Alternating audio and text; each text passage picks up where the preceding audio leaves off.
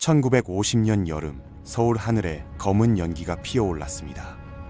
하지만 이 불길은 단순히 한반도의 전쟁이 아니었습니다. 한쪽에는 미국이, 다른 쪽에는 소련과 중국이 서 있었죠. 불과 몇 년 전까지 같은 편이던 연합국이 이제 서로의 총구를 겨누었습니다.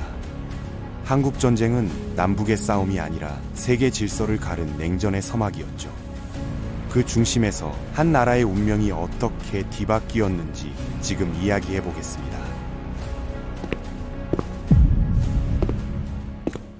한국전쟁의 씨앗이 뿌려진 건 1945년 소련군이 일본 제국에 선전포고를 하며 한반도로 진격해 들어왔을 때였습니다.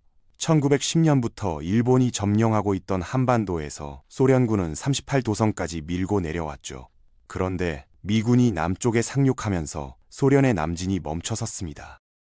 소련은 북쪽 지역에 공산주의 임시정부를 세우고 항일 무장투쟁의 영웅으로 알려진 김일성을 지도자로 내세워 자신들의 영향력을 확고히 했습니다. 김일성은 표면적으로는 민주적 사회주의를 내걸었지만 실제로는 북한의 가혹한 독재체제를 구축했고 조선민주주의 인민공화국 건국을 선포했습니다. 북한이 공산주의 진영으로 완전히 넘어간 거죠. 미국도 이에 맞서 대한민국을 세웠지만 이 나라가 자유와 민주주의의 완벽한 보루는 아니었습니다. 한국 최초의 민주주의 경험은 1948년 7월 총선거가 치러졌을 때였는데 이는 북한 상황과 실망스럽게도 비슷한 모습을 보였습니다. 미국이 지원한 후보인 이승만이 92.6%라는 의심스러운 득표율로 간신히 당선됐으니까요. 남쪽의 이승만 정부와 북쪽의 김일성 정부는 모두 자신들의 체제 아래 한반도를 통일하려는 야망 말고는 다른 건 원하지 않았습니다. 이런 상황이 충돌을 불러올 수밖에 없었죠. 남북 간의 피할 수 없는 전쟁 분위기 속에서 이승만은 미국 특사에게 북한을 재정복하겠다는 강한 의지를 밝혔고 제주도 4.3 사건을 포함해 공산주의 성향의 반대파들을 무자비하게 숙청하는 성명을 발표했습니다. 이 과정에서 3만에서 6만 명의 희생자가 발생했죠. 이승만의 잔혹한 방식 때문에 그의 미국 후원자들도 진정한 자유국가라기보다는 불완전한 민주주의에 더 가깝다고 여겼고 투자를 제한하게 됐습니다. 설령 이승만이 전쟁에서 승리했다 해도 미국의 전폭적인 지지를 받기는 어려웠을 겁니다. 미군의 지상전 준비 상태가 급격히 악화되어 있었기 때문입니다. 1950년까지 미군 10개 전투사단 중에서 82 공수사단 하나만이 실전 준비가 완료된 상태로 여겨졌으니까요. 모든 미군 부대도 1949년 말에 철수했고 남한은 오직 대한민국 국군에 의해서만 방어되고 있었습니다. 이런 약점을 지켜본 김일성은 자신이 남한을 신속하게 침공해서 정복할 수 있다고 확신하기 시작했습니다. 결국 김일성은 침공을 시작했지만 죽는 순간까지 이것이 정당한 반격이었다고 주장했습니다. 남쪽이 먼저 기습 공격을 했지만 조선인민군이 너무나 결정적으로 격퇴시켜서 침략자의 흔적이 전혀 남지 않았다는 거였죠. 한편 니키타 흐루시초프는 회고록에서 이 전쟁이 스탈린의 아이디어가 아니라 김일성의 발상이었다고 강조했습니다. 김일성이 스탈린을 설득한 거지 반대가 아니었다는 얘기죠. 한국전쟁은 미국과 소련이 대부분 반대했던 갈등을 한국에 있는 그들의 동맹국들이 너무나 간절히 시작하고 싶어 했던 매우 특이한 형태의 대리전쟁이었습니다. 이런 점에서 한국전쟁은 세계사에서 매우 독특한 위치를 차지하고 있다고 볼 수 있습니다. 1950년 6월 20일 이른 새벽 조선인민군은 150대의 T기 34탱크로 구성된 기갑부대를 앞세우고 38선을 넘어 한국군을 서울 방향으로 빠르게 몰아내면서 개성과 의정부를 모두 점령했습니다. 그런데 이렇게 절박한 상황임에도 불구하고 소식이 국방장관에게 전해진 건 늦은 저녁이 돼서였고 그는 마지못해 잠에서 깨어났습니다. 국방장관은 더글러스 맥아더 장군에게 38선 일대에서 발생한 소요 사태에 대한 소문을 조사하라는 명령을 남겼습니다. 육군 참모총장 최병덕은 여러 통신 장애 때문에 최대한 빨리 전쟁에서 패배하려고 최선을 다하는 것처럼 보였습니다. 그는 의정부 동쪽에서 2사단과 7사단을 동원한 반격작전을 혼란에 빠뜨렸죠. 고립된 1사단은 맹렬히 저항했지만 대전차 무기가 부족해서 T-34무리에 맞서 거의 아무것도 할 수 없었고 후퇴만이 유일한 합리적인 행동 방침이었습니다. 그런데 최병덕 장군은 대신 부대에게 곧 확고히 버티라고 명령했습니다. 1사단은 남한군의 경직된 지휘 체계가 체계적으로 무너지면서 최후의 저항에 홀로 맞서고 있었습니다. 이승만 대통령은 서울에서 피신했고 침공 시작 이틀 만에 수도가 북한군 손에 떨어졌습니다. 맥아더 장군은 미 8군 사령관 월턴 워커 중장에게 극동 지역에 있는 모든 가용한 병력을 준비해서 즉시 남한으로 파견하라고 지시했습니다. 이 병력은 24 보병사단에서 나온 매우 소규모 부대였습니다. 2차 대전 시절에 매력 없는 구식 장비로 무장한 상황은 더욱 심각했는데 한 개 대대를 수송할 수 있는 수송기가 겨우 6대뿐이었습니다. 이 대대는 스미스 특수임무부대로 명명되어 7월 5일 새벽 부산의 핵심 항구를 확보하기 위해 신속히 파견됐습니다. 스미스 특수임무부대는 오산 전투에서 처음으로 조선인민군과 교전했습니다. 하지만 그들의 장비가 조선인민군 전차들에게 무력했기 때문에 빠르게 압도당했습니다. 그럼에도 불구하고 그들은 24 보병사단의 나머지 부대가 부산을 확보할 수 있을 정도로만 버텨냈습니다. 안타깝게도 24사단이 이후에 참여한 다른 모든 작전들은 참담한 실패였고 부대는 결국 지휘관을 포함해서 6,000명 이상의 사상자를 냈습니다. 하지만 이런 희생 덕분에 미국은 며칠 안에 전력을 총동원할 시간을 벌 수 있었습니다. 미국은 공중과 해상에서 완전한 우위를 점했습니다. 한국 하늘은 침공군과 북한 기반 시설에 대한 끊임없는 폭격으로 가득 찼지만 김일성은 물러서기를 거부했고 8월 4일 조선인민군은 부산 주변 방어선에 대한 전면 공격을 감행했습니다. 북한군은 미군이 참호를 잘 구축하고 있다는 사실을 발견했고 공격은 장기간의 소모전으로 변했습니다. 그런데 8월 15일 북한군 정예부대가 낙동강을 건너 낙동강 교두보라고 알려진 돌출부를 뚫으면서 방어선이 무너질 뻔했습니다. 증원군이 적시에 도착해서 재앙을 막아냈고 미군 공군과 해군 자산들은 북한군이 진전을 이루지 못하도록 막았습니다. 부산 전투가 격화되는 동안 북한군 보급선을 파괴했습니다. 맥아더 장군은 적진에서 160km 떨어진 인천에 상륙작전을 조율하느라 바빴습니다. 당시 인천은 방어가 견고하고 해상 여건이 좋지 않아서 상륙이 매우 어렵다는 보고를 받았습니다. 맥아더 장군은 이렇게 대답했습니다. 실현 불가능하다는 여러분의 주장이야말로 북한군 사령관에게 기습 공격의 가능성을 확실히 보여줄 것입니다. 너무 무모한 시도였지만 맥아더는 8월 말에 계획을 승인했고 놀랍게도 인천 상륙작전은 대성공을 거뒀습니다. 이로 인해 조선인민군은 부산에서 병력을 철수해야 했고 수비군은 25일에 돌파구를 만들 수 있었습니다. 이것이 북한군에게 마지막 기회였고 미군이 북진하면서 수백 명의 병사들이 대거 항복하면서 사기가 완전히 무너졌습니다. 압록강에서 중국 국경군의 관심을 끌었고 인천이 확보됐습니다. 유엔군은 서울 탈환을 위한 공세를 시작했습니다. 서울로 가는 길은 비행장과 거점 주변에서 치열한 전투가 벌어진 힘든 저녁이었습니다. 화염방 사기와 대규모 포격은 완강한 조선인민군을 몰아내는데 중요한 역할을 했습니다. 유엔군이 2차 서울 전투에서 조선인민군과 맞부딪히면서 전투는 더욱 격화됐습니다. 잔혹한 시가전으로 수천 명의 조선인민군이 사망했고 미군 사상자는 300명에 육박했습니다. 유엔군은 결국 9월 28일에 도시를 점령했습니다. 남한 침공은 미군뿐만 아니라 태국, 에티오피아, 영국, 캐나다, 네덜란드 군인들을 포함한 연합군이 진정한 국제적 대응을 위해 힘을 합쳤습니다. 사기는 높았습니다. 승리는 달콤했고 친근하고 마음이 통하는 더글러스 맥아더가 돌격을 이끌었습니다. 지상군은 남한이 안전해지면 무슨 일이 잘못될 수 있을까 생각했습니다.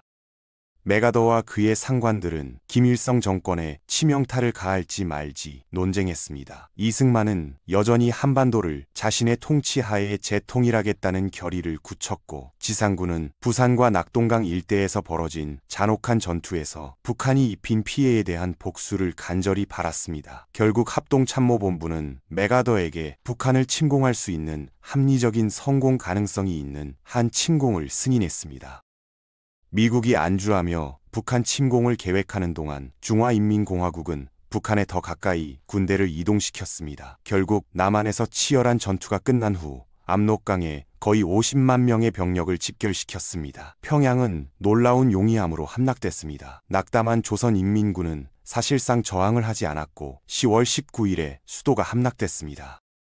미국 합동참모본부는 메가더에게 자유롭고 독립적인 한국의 통일을 위한 길을 준비하라고 명령했지만, 유엔의 성공이 잠자는 거인 중화인민공화국을 깨웠다는 사실을 알지 못했습니다. 중국은 한국 전쟁을 우려하며 지켜봤고, 평양이 함락된 그날 북쪽의 이념적 동지들이 자본주의 세력에 의해 패배하면서 우려는 더욱 커졌습니다. 중국 국공내전 참전 용사들이 이끄는 30만 명의 인민군이 국경을 넘어 한국 영토로 들어왔고, 갈등의 완전히 새로운 국면이 시작됐습니다. 10월 25일 중국군의 첫 번째 공세가 온정 전투에서 손쉽게 승리하며 시작됐지만, 인민군은 이점을 노리지 않고 빠르게 산으로 후퇴했습니다. 이는 중국군의 교묘한 전략이었습니다.